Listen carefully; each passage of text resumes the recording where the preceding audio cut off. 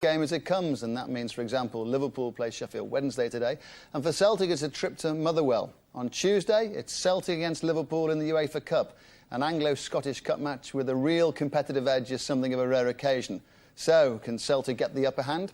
Yes, yes, say their fans. No, no, say Liverpool.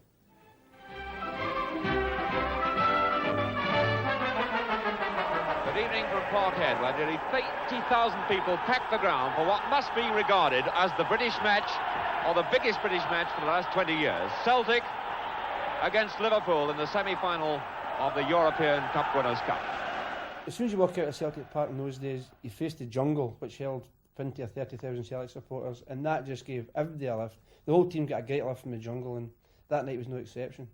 If there was one surprise on the night, it was that all of Scotland were trying to see the game and live. But once we got out there, it wasn't so bad, but there was a tremendous noise. Murdoch.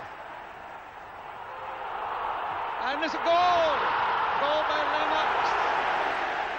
We won 1-0, but we really hammered Liverpool, but we couldn't get the second goal. Indeed, we might have gone on that. If we'd have got the second one, I think we might have gone on and won by a real convincing score. We thought it was a good result for us. When we took any team back to Anfield, we were very, very confident side by then. We knew that we could at least score 2 goals or more against any team in the world. And so they did. It took an hour, but then came 2 in quick succession. First, a Tommy Smith free kick. Smith. 6 minutes later, a header by the injured Jeff Strong. After Strong, the goal! Nobody was marking him. It was as if he'd sprouted out the ground and just pumped it in, and we went 2-1 up, and that really put us on edge a bit. But we're still in the game, only a goal to qualify. And you scored it. Well, I thought I'd scored it, actually. I actually thought I'd scored it. Here's Young for Celtic. And offside. they actually went down the line, crossed the ball. I think Lennox put the ball in the net, but we'd already stopped. The linesman had flagged. There was no question about it. It was offside. It was well offside. Even the Liverpool has felt it was a goal, and it's one of these things, you know. We've never forgiven them for that. I've never forgiven the referee, not to Liverpool, because they were good opponents. I knew it was offside. I saw the linesman's flag go up. They didn't realise it was offside. They put it in the net. They thought it was a goal. They're telling lies. Well, you know what like they two are. They've always told lies. 31 years have passed. Anfield remains a fortress of European football. So too does Celtic Park. And now the draw has brought the clubs together again.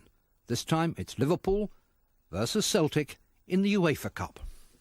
I think it's maybe the same sort of scenario. I mean, the Liverpool team have played together for a few years and they're a really good team, I think. A lot of great players, McManaman, etc. And they brought in Ince and Riedler, who are great players. Where we're in the up and up, Wim's just started in the job and we're just getting new players in, and we're in a transitional period at the moment. One of the newcomers, Swedish international Henrik Larsson, scored the goal on Wednesday that beat Motherwell in a quarter-final of the Coca-Cola Cup. He's already discovered the excitement of European nights at Celtic Park. The atmosphere is tremendous. I can only refer to the last game against FC Tirol. It was unbelievable. I never experienced something like that. For Craig Burley, this summer's move to Celtic was a kind of homecoming. A Scot by birth, a Scot by international selection, he'd spent all 9 years of his professional career in England. Although Liverpool's going to be difficult to play against, we must know a lot about their style of play, and they'll know a lot about us, so it should be an intriguing match. Are you being looked upon as one of the experts on Liverpool? Well, probably from a few people in our camp, yeah, looking at one or two of the lads that have played in England to give them a little bit of advice, and I know a lot about Liverpool, having played against them a lot in my time at Chelsea, and we had some good results against them, so we'll be hoping we can do the same. And there's a new man wearing the goalkeeper's jersey, an Englishman. He's Jonathan Gould, whose roundabout route to Glasgow has left him with no fear of Liverpool. Obviously, I've come across Liverpool on a number of occasions before when I was at Coventry City. They always provide a tough test, and that'll be no different. Do you have any good memories against them? My debut, I think, was for Coventry. We won 5-1 at Highfield Road. I think of the 4 times I played against them, we've won 3 of them. So if I can keep that sort of run going, we'll be pleased. 31 years ago, when the first leg, as now, was at Celtic Park, a 1-0 home victory was felt to be acceptable. So would Celtic be happy with a repeat? I think we'd settle for a 1-0 win, yeah, certainly. I mean, we don't want to be giving away too many goals, and hopefully if we can score a couple of goals, then that's going to be a bonus for us. But I think it's going to be tight, there's no doubt about that. And if we can keep a clean sheet at home here, then it's all to play for down at Anfield. Test of character for both clubs. You can see what they're made of. Hope you'll join us on Tuesday night. Celtic Liverpool live, BBC One at 8 o'clock, UEFA Cup first.